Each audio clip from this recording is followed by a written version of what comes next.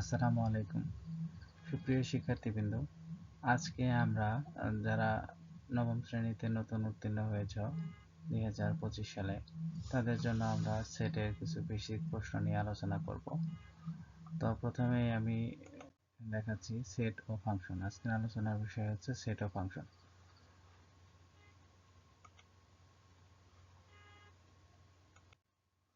তো সেটের সংজ্ঞাটা আমরা দেখি একটু। সেট বলা হয়েছে বাস্তব বা চিন্তা জগতে সুসংজ্ঞায়িত কোনো বস্তুর সমাবেশ বা সংগ্রহকে সেট বলা হয়। সেটের সংজ্ঞাটা কি? বাস্তব বা চিন্তা জগতের বাস্তব এবং অবাস্তব যে কোনো দুটি বস্তুর ক্ষেত্রে আমরা সেটের কোনো একটি সংগ্রহকে যদি দাঁড় করাই, তাহলে তাদেরকে আমরা কি বলবো? সেট বলবো। বাস্তব সংগ্রহ কেমন? যেমন আমি বললাম যে কোনো একটি শ্রেণীর ছাত্রছাত্রীর সংখ্যা, এটি একটি বাস্তব উদাহরণ, ছাত্রছাত্রী বাস্তব উদাহরণ। আবার যদি বলি যে কোনো একটি ক্লাসের শ্রেণীর শিক্ষার্থীর রোলের সংখ্যা, এটাও একটা অবাস্তব কল্পনা, 1 2 3 এরকম হতে পারে। তো এখানে বলা হয়েছে যেমন নবম দশম শ্রেণীর বাংলা, ইংরেজি, গণিত বিষয়ে 3টি পাঠ্য বইয়ের সেট, এরকম বলতে পারি। আমরা বাড়িতে বিভিন্ন রকম ডিনার সেট, আরও বিভিন্ন রকম সেটের কথা ধারণা করে থাকি। তো 10টি বিজোড় স্বাভাবিক সংখ্যার সেট, পূর্ণ সংখ্যার সেট, বাস্তব সংখ্যার সেট ইত্যাদি। তো সেটকে সাধারণত ইংরেজি বড় হাতের অক্ষরে লিখতে হয়। কোন অক্ষরে লিখতে হয়? ইংরেজি বড় হাতের অক্ষরে লিখতে হয়। যেমন হচ্ছে আমাদের কি কি অক্ষর ব্যবহার করতে পারি? এ বি সি ডি, আরও এরকম যে অক্ষরগুলো আছে, এই অক্ষরগুলো আমরা কি করতে পারি? ব্যবহার করতে পারি। তো সেট পদ্ধতিতে প্রকাশ করার পদ্ধতিতে এমন যে a is equal to second bracket দিয়ে লিখতে হবে 1 1 2 3 এরকম, এবং প্রত্যেকটার মাঝে কমা ব্যবহার করতে হবে এবং শেষে প্রথম দ্বিতীয় বন্ধনী এবং প্রথমে দ্বিতীয় বন্ধনী ব্যবহার করতে হবে। তো সেটের প্রত্যেক বস্তু বা সদস্য সেটকে এলিমেন্টস বা উপাদান বলা হয়। সেটের এলিমেন্টস কাকে বলা হয়? যে সেটের প্রত্যেকটা উপাদানকেই এলিমেন্টস বলা হয়। এখন অন বিলংস টু এ, এর অর্থ হচ্ছে এই বিলংস টু মানে এই এ সেট থেকে এ সেটের সদস্যটা হচ্ছে 1।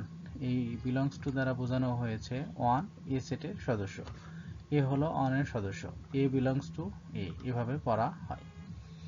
তো এরপরে আমরা দেখব সেট কয় পদ্ধতিতে প্রকাশ করা যায়। সেট দুই পদ্ধতিতে প্রকাশ করা যায়। একটা হচ্ছে তালিকা পদ্ধতি, রোস্টার মেথড বা টেবুলার মেথড, এবং সেট গঠন পদ্ধতি বা set method builder method. Set প্রকাশ করার পদ্ধতি কয়টি? দুইটি। তাহলে আমরা কি দেখব? তালিকা পদ্ধতি, যে পদ্ধতিতে সেটের সকল উপাদান সুনির্দিষ্টভাবে উল্লেখ করে পড়ে দ্বিতীয় বন্ধনীর মাধ্যমে আবদ্ধ করা হয় এবং স্বাভাবিক একাধিক উপাদান থাকে না। কমা ব্যবহার করে উপাদানগুলোকে আলাদা আলাদা করা হয়। যেমন হচ্ছে a is equal to A B এবং b is equal to 2 4 6, c is equal to Niloy, Tisha, Shubhra ইত্যাদি এরকম। তাহলে আমরা কি বললাম? যে পদ্ধতিতে সেটের উপাদানগুলো উল্লেখ করা থাকে। এবং সেট গঠন পদ্ধতিতে এরকম বলতে পারি যে একটা ক্লাসে 5 জন ছাত্র আছে, তাদের নাম যদি উল্লেখ করে বলি যে নিলয়, তিশা, শুভ্রা,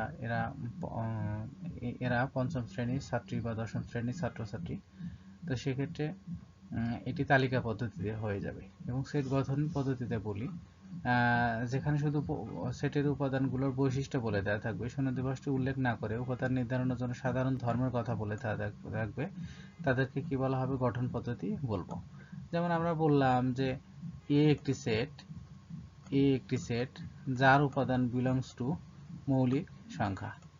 তাহলে এখানে বিলংস টু মৌলিক সংখ্যা। তো মৌলিক সংখ্যা আমরা জানি কিভাবে লেখা হয়। মৌলিক সংখ্যা, তো মৌলিক সংখ্যা 1 2 আমরা জানি যে মৌলিক সংখ্যার ক্ষেত্রে 1 2 3 4 এভাবে নিতে পারবো না, শুধুমাত্র নিতে পারবো 2 3 5 6, যেগুলোকে উৎপাদকে বিশ্লেষণ করা যায় না, এরকম সংখ্যাগুলো। শুধু বৈশিষ্ট্য বলে দিয়েছি, কিন্তু নির্দিষ্ট করে স্পেসিফিক করে বলে দিইনি যে এখানে 2 3 5 এগুলো এর উপাদান। যেমন আমরা একটি উদাহরণ দেখলে বুঝতে পারবো। x স্বাভাবিক বিজোড় সংখ্যা। x নবম শ্রেণীর প্রথম 5 জন শিক্ষার্থী মানে কি? এখানে নবম শ্রেণীতে অনেক শিক্ষার্থী থাকতে পারে, শুধু আমরা বৈশিষ্ট্য বলে দিয়েছি যে প্রথম 5 জন শিক্ষার্থীর কথা বলে দিয়েছি। এরকম এরূপ অনেকভাবে সেট গঠন পদ্ধতিতে লেখা যায়। আমরা যেখানে শুধুমাত্র সেটের উপাদানগুলোর বৈশিষ্ট্য বলে দিব সেটা হচ্ছে সেট গঠন পদ্ধতি, এবং তালিকা পদ্ধতিতে সুনির্দিষ্টভাবে উল্লেখ করব যে এই সকল উপাদান এই সেটের সদস্য, সেক্ষেত্রে সেটাকে আমরা কি বলবো, তালিকা পদ্ধতি বলবো। আর শুধু ধর্ম বা বৈশিষ্ট্য বলে দেওয়া থাকবে সেট গঠন পদ্ধতিতে, আমরা এটা জেনে নিলাম। এর পরবর্তীতে আমরা দেখব সেটের কিছু সংজ্ঞা। সসীম সেট, যে সেটের উপাদান সংখ্যা গণনা করে নির্ধারণ করা যায়, তাদেরকে সসীম সেট বলা হবে। আমরা জানি সসীম আর অসীমটা কেমন। সসীমটা কি, যাদের উপাদান সংখ্যা গুণে নির্ধারণ করা যাবে, বৈশিষ্ট্য বললেই গুণে শেষ করা যাবে, তাদেরকে সসীম সেট বলা হবে। যেমন হচ্ছে 3 থেকে 60 পর্যন্ত এরকম সংখ্যা, স্বাভাবিক সংখ্যা। 3 থেকে 60 পর্যন্ত স্বাভাবিক সংখ্যা মানে কি, এখানে অনেকগুলো সংখ্যা আছে, তবে শেষ পর্যন্ত প্রথম পদ বা ইনিশিয়াল মান এবং ম্যাক্সিমাম মান সেটা আমরা জানবো এরকম। আর অসীম সেটটা কেমন, যে সেটের উপাদান সংখ্যা গণনা করে শেষ করা যায় না, তাদেরকে কি বলা হবে, যে সেটের উপাদান সংখ্যা গণনা করে শেষ করা যায় না তাকে অসীম সেট বলা হবে বা ইনফিনিটি সেট বলা হবে। যেমন বললাম যে বিজোড় সংখ্যা, তো আমরা জানি বিজোড় সংখ্যা 1, 3, 5 এরকম অসংখ্যভাবে লেখা যাবে এবং এটা সারা জীবন লিখলেও শেষ হবে না। এদেরকে কি বলা হবে, অসীম সেট বলা হবে। পূর্ণ সংখ্যার সেট, যেমন পূর্ণ সংখ্যার সেটটাও একটা অসীম সেট। এখন পূর্ণ সংখ্যা জানি আমরা জেড দ্বারা প্রকাশ করা হয়। পূর্ণ সংখ্যাটাকে কি, মাইনাস ইনফিনিটিভ থেকে শুরু করে প্লাস ইনফিনিটিভ পর্যন্ত এই সেটটাকে আমরা কি বলবো, পূর্ণ সংখ্যার সেট। তার মানে এটা কি, উপাদান সংখ্যা গুণে শেষ করা যাবে না, তাদেরকে বলা হবে অসীম সেট। তো তারপরে দেখি আমরা ফাঁকা সেট, যে সেটের উপাদান সংখ্যা নেই, তাকে কি বলা হয়, ফাঁকা সেট। যে সেটের উপাদান সংখ্যা নেই মানে কি, সেই সেটটা আমরা লিখব কিন্তু কোনো উপাদান থাকবে না। তো ফাঁকা সেটকে সাধারণত দ্বিতীয় বন্ধনীর মাধ্যমে লেখা হয়, শুধু দ্বিতীয় বন্ধনী, অথবা ফাই চিহ্ন দিয়ে লেখা হয়, এরকম একটা ফাই চিহ্ন দিয়ে লেখা হয়। যেমন আমরা বললাম যে বলছি যে x belongs n এবং মৌলিক সংখ্যা, এবং 23 less than x less than 29, তার মানে 23 এবং 29 এর মধ্যবর্তী মৌলিক সংখ্যা, 23 এবং 29 এর মধ্যবর্তী কোনো মৌলিক সংখ্যা নেই। তার মানে কি, এই সেটের উপাদান সংখ্যা হবে ফাঁকা। আমরা ওয়ারি দিয়ে লিখতে পারি, অথবা শুধুমাত্র দ্বিতীয় বন্ধনী ব্যবহার করেও লেখা যায়। ভেন চিত্র, জন ভেন সেটের কার্যবিধি চিত্রের সাহায্যে প্রকাশ করা হয়েছে। ভেন চিত্রটা কি, যে সেটের বিভিন্ন বৈশিষ্ট্যগুলো যদি শুধুমাত্র চিত্রের মাধ্যমে প্রকাশ করা যায় তাহলে এটাকে আমরা কি বলবো, ভেন চিত্র বলবো। জন ভেন 1834 থেকে 1923 সালের দিকে তিনি সেটের বৈশিষ্ট্যগুলো বা সেটের কার্যকারিতাগুলো তিনি চিত্রের মাধ্যমে প্রকাশ করেন। একটা নির্দিষ্ট আয়তক্ষেত্র এবং তার মধ্যে বিভিন্ন পরস্পরস্থিতি কয়েকটি বৃত্তর মাধ্যমে তিনি প্রকাশগুলো করেছিলেন। এই জন্য তার নাম অনুসারে এই সেটের চিত্রটাকে কি বলা হবে, ভেন চিত্র বলা হয়ে থাকে। এর পরবর্তীতে আমরা কি দেখব, উপসেট। যদি